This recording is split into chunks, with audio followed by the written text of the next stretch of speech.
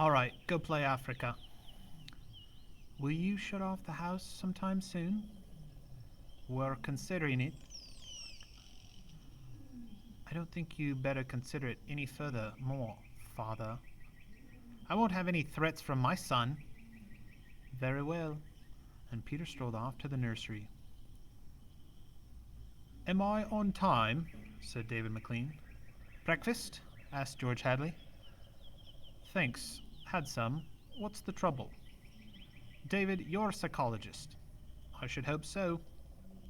Well then, have a look at our nursery. You saw it a year ago when you dropped by. Did you notice anything peculiar about it then? Can't say I did.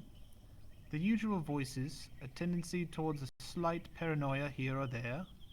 Usual in children because they feel persecuted by their parents constantly. But oh, really nothing. They walked down the hall. I locked the nursery up, explained the father, and the children broke back into it during the night. I let them stay so they could form the patterns for you to see. There was a terrible screaming from the nursery. There it is, said George Hadley. See what you make of it. They walked in on the children without rapping. The screams had faded. The lions were feeding. We're outside a moment, children, said George Hadley. No, don't change the mental combination. Leave the walls as they are. Get! With the children gone, the two men stood, studying the lions, clustered at a distance, eating with great relish whatever it was that they had caught. I wish I knew what it was, said George Hadley. Sometimes I can almost see it. Do you think if I brought in some high-powered binoculars here and... David McLean laughed dryly. Hardly! He turned to study all the four walls. How long has this been going on? A little over a month. It certainly doesn't feel good. I want facts, not feelings. My dear George, a psychologist never saw a fact in his life. He only hears about feelings, vague things. This doesn't feel good, I tell you. Trust my hunches and my instincts. I have a nose for something bad. This is very bad. My advice to you is to have the whole dang room torn down and your children brought to me every day during the next year for treatment. Is it really that bad? I'm afraid so. One of the original uses of these nurseries was so that we could study the patterns left on the walls by the children's mind, study at our leisure, and help the child. In this case, however, the room has become a channel towards destructive thoughts instead of a release away from them. David McLean believes that the room is exaggerating the children's negative thoughts. The children could bring the room to life. The room is reflecting the children's negative thoughts. The children are using the room to release and recover from negative thoughts.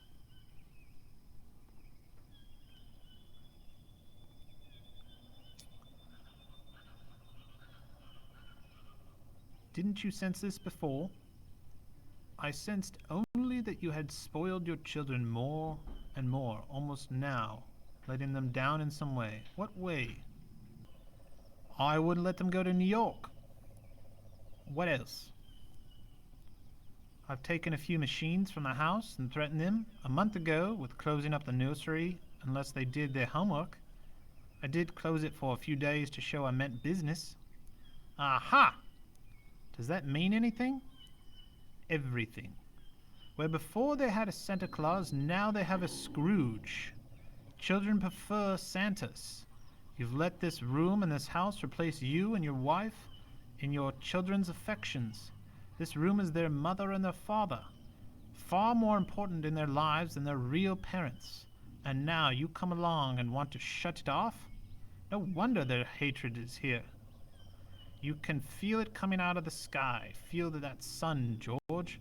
You'll have to change your life, like too many others.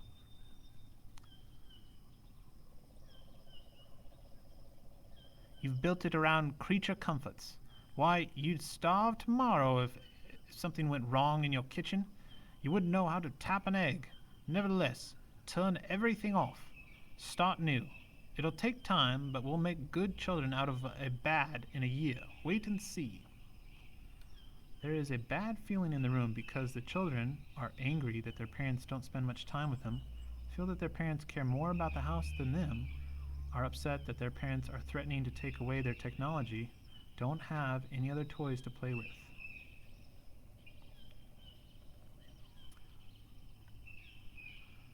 But won't that shock be too much for the children, shutting the room up abruptly for good? I don't want them going any deeper into this, that's all. The lions were finished with their feast. The lions were standing on the edge.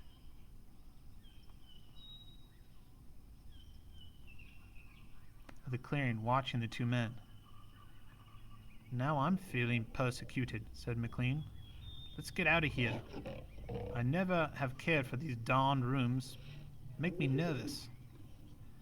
The lions look real, don't they? Said George Headley.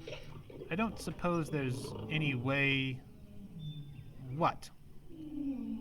That they could become real? Not that I know of. Some flaw in the machinery, a tampering or something?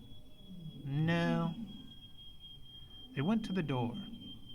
I don't imagine the room will like being turned off, said the father. Nothing ever likes to die, even a room. I wonder if it hates me for wanting to switch it off. Paranoia is thick around here today, said David McLean. You can follow it like a spore. Hello. He bent and picked up a bloody scarf. This yours? No, said George Hadley. His face was rigid. It belongs to Lydia. They went to the fuse box together and threw the switch that killed the nursery. The two children were in hysterics. They screamed and pranced and threw things. They yelled and sobbed and swore and jumped at the furniture. You can't do that to the nursery! You can't! Now, children. The children flung themselves onto a couch, weeping. George, said Lydia Hadley, turn on the nursery just for a few moments. You can't be so abrupt. No. You can't be so cruel. Lydia, it's off and it stays off, and the whole house dies as of here and now. The more I see of the mess we've put ourselves in, the more it sickens me. We've been contemplating our mechanical electronic navels for too long.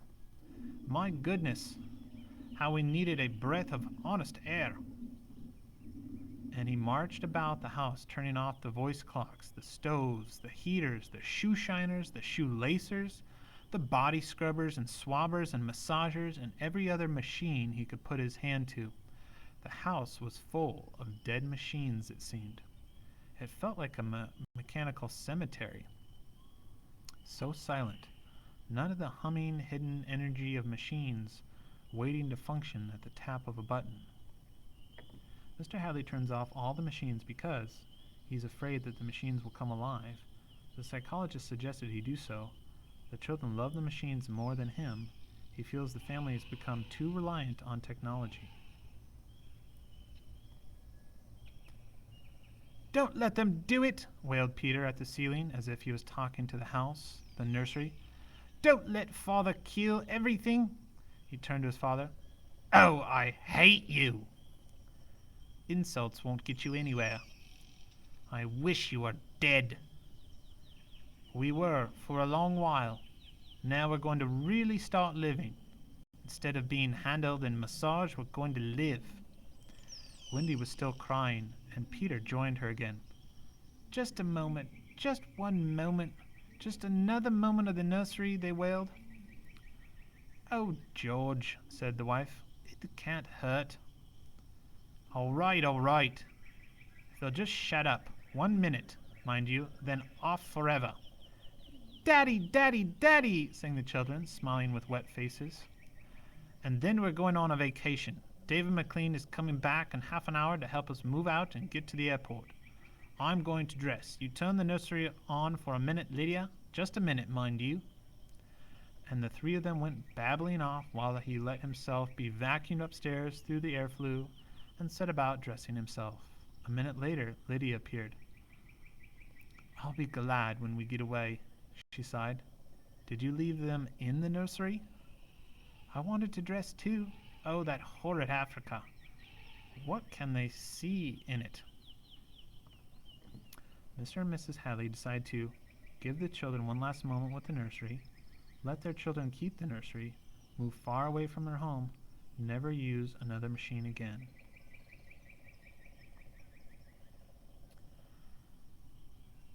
Well, in 5 minutes we'll be on our way to Iowa. Lord, how did we ever get in this house? What prompted us to buy a nightmare? Pride, money, foolishness. I think we'd better go get downstairs before those kids get engrossed with those darn beasts again. Just then they heard the children calling, "Daddy, Mommy, come quick, quick!" They went downstairs and the air flew and ran down the hall. The children were nowhere in sight. Wendy? Peter? They ran into the nursery. The Veldt-land was empty, save for the lions waiting, looking at them. Peter? Wendy? The door slammed. Wendy! Peter! George Hadley and his wife whirled and ran back to the door. Open the door! Cried George Hadley, trying the knob. Why, they've locked it from the outside. Peter! He beat at the door. Open it up! He heard Peter's voice outside against the door. Don't let them switch off the nursery and the house, he was saying. Mr. and Mrs. George Hadley beat at the door. Now don't be ridiculous, children. It's time to go. Mr. McLean will be here any minute, and then they heard the sounds.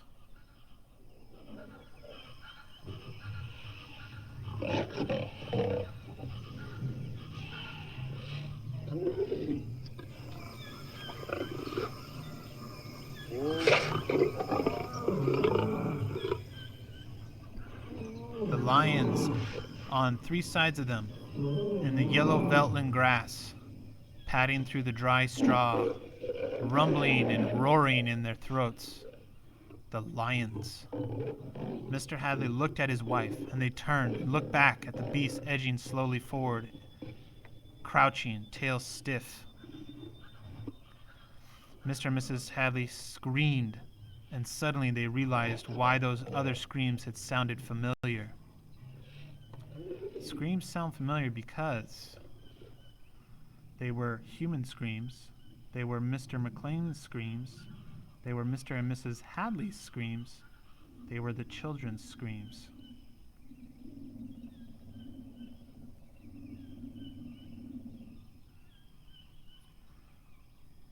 Well, here I am, said David McLean in the nursery doorway.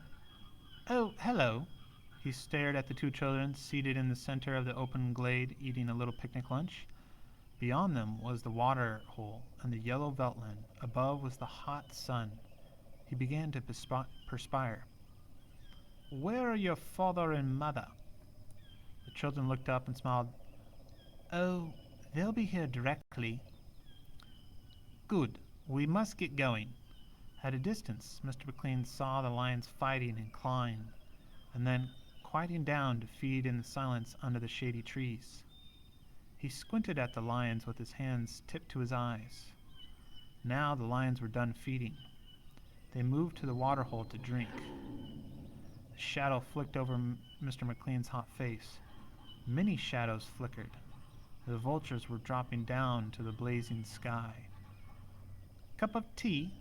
Asked Wendy in the silence. Which of the following describes the end of the story?